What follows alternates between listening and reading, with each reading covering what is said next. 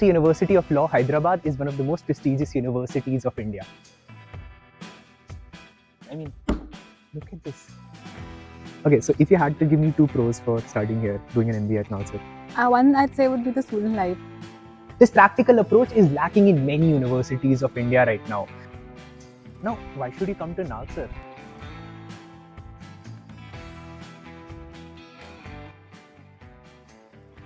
Nestled in this beautiful setup, we will be reviewing NALSAR MBA in this video.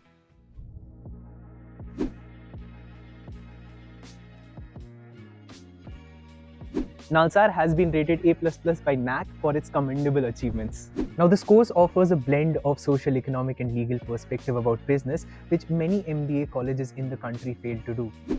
MBA at NALSAR is so unique that its alumni have established their knowledge and credibility in the corporate world and are doing very well.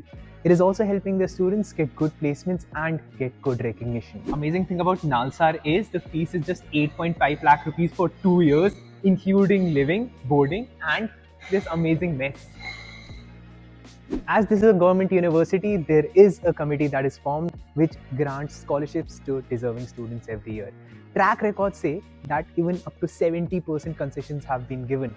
So in terms of money, it is a definite 10 on 10. Now if you haven't written CAT, don't worry. You can still get through NALSAR MBA with NALSAR Management Entrance Test. That is NMET. And let's suppose you have given CAT and you have scored more than 70 percentile in CAT, then NMET is completely exempted to you. Another USP of NALSAR is that there is a scope for students to take up multiple internships, which makes students ready for practical purposes. This practical approach is lacking in many universities of India. So if you're planning to go for an MBA and you're unsure, like my friend Auguste here, then you can try to look for the number of internships and practical experiences the college alumni has, whichever college you're planning to go to. Not to forget the lucrative summer internship offers that the students get. Ideally, last year, 20,000 per month was the stipend for some students here at NALSAR MBA. Staying at the point of placements, you will be surprised that NALSAR alumni are working at top corporates like Deloitte, EY, ICICI Prudential, ADP, Muthoot Finance, HDFC, 24 Organic, Mantra, Salesforce, Nestle, Zoho, Zomato, all of those. The return on investment here at NALSAR would be good. You'll be spending ideally somewhere around 8.5 lakh rupees. And the average salary that you'll be making from here would be 8 lakh rupees. So ideally, you'll recover your money back within 1 year. NALSAR is actually a government university, but it has amongst the best infrastructures all across the country, which is in no way inferior to a private university. Also, they have smart classrooms and their NAC rating is A++. Huge type. They have amongst the largest libraries in the country, and when we talk about entrepreneurship, some of their students have gone on to start their own ventures and have also gone on to raise funding, and their profits are increasing year on year. NALSAR is actually a very inclusive setup. Now this lab we're in right now is called Accessibility Lab, which is this lab has been exclusively designed for specially abled students.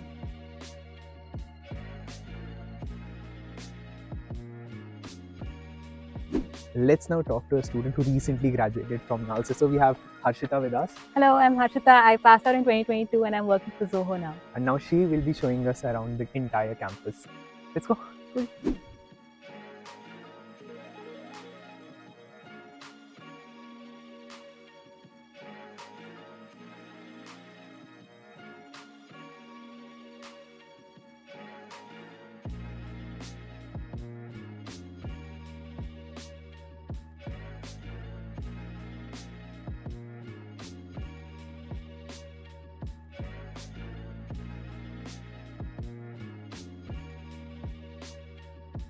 Okay, so if you had to give me two pros for studying here, doing an MBA at NALSAR. One I'd say would be the student life here. We Okay. have a lot of tests and there's a lot of activity going on every now and then. So every other day you're putting your dancing shoes on, you're getting out there, you're dancing, you're having fun. Second thing would be the campus. It's huge and it's full of greenery. That I can see. Yeah. If we can show them. This is inside the campus. This entire thing is inside the campus, right? Yeah. But I guess we have a lake from that side also. Yeah, so it's surrounded by lakes. So once you get on top of the hostels and actually get a 360-degree view, it's beautiful. Even during sunrise and sunset, it's absolutely amazing to be here. We should have come here for the sunrise, I guess. Okay, so we talked about pros. Now, what about cons? So one other thing that came to my mind just now when we're talking about pros is the teaching pedagogy here. I mean, professors are not just reading out a slide to you. They're Okay. giving you real life examples. They're pushing your boundaries. They want you to understand how things are implemented in real life. But when it comes to cons, Yeah. obviously, I mean everything has its own pros and cons. So the biggest con for NALSAR per se, I'd say, is how distant it is from the city.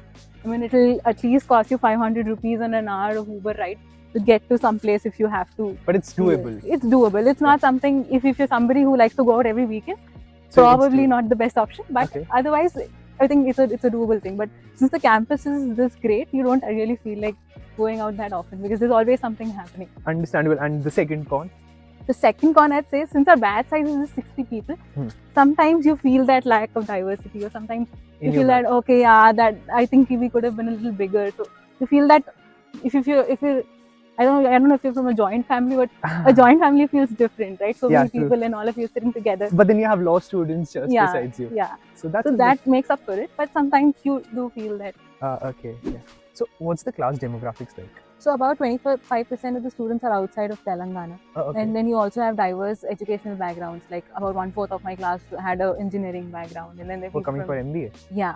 Okay. And then I myself am a BCom graduate. There are people who finished their BBA, and there are people who even pursued arts and then got into an MBA. Okay, so you have like from different backgrounds people coming here. That's interesting. So we get to know a lot of different perspectives. I mean, when it comes to subjects like operations and engineer, we'll be able to give you better insights because they probably have done that in their degree while they were studying their engineering. Let's say when you were studying MBA, did you have engineer friends? I did. What are they doing now? They're all, again, some of them are in HR now. One of them is working as an operations. So a person who came from engineering, did his MBA, ended up in HR. Yeah. So that's a good thing. And do you have any friends who moved outside India? Yes, one of my batchmates moved to the US. He moved to pursue music. Music? Yeah. Wow, that's quite a thing. And apart from that, any other friends of yours or any other classmates? I think that's pretty much it. Most of them are now working, like getting on with their life. Some of them moved on, some of them are settling down. It's mostly that.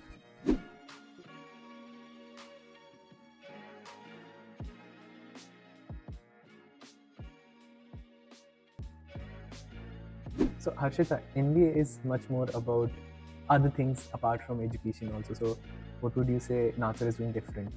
So we have a lot of, almost every other weekend you'll see a guest speaker coming in, delivering lectures on AI. Every weekend? Yeah, almost every weekend you have somebody here. Okay. Probably not, if not physically, at least online.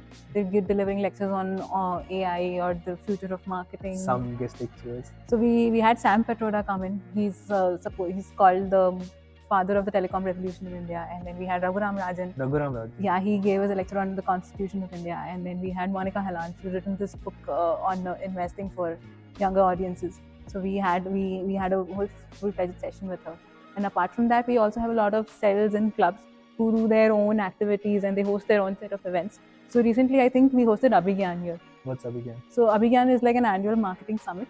So we had a lot of big names coming. We had the founder of Jabong, and then we had people from Bosch and Omnipresent. They all gave their own views. We had panelists. There were like day-long discussions going on. So this is same for NALSAR Law as well as NALSAR TOMS, the management side?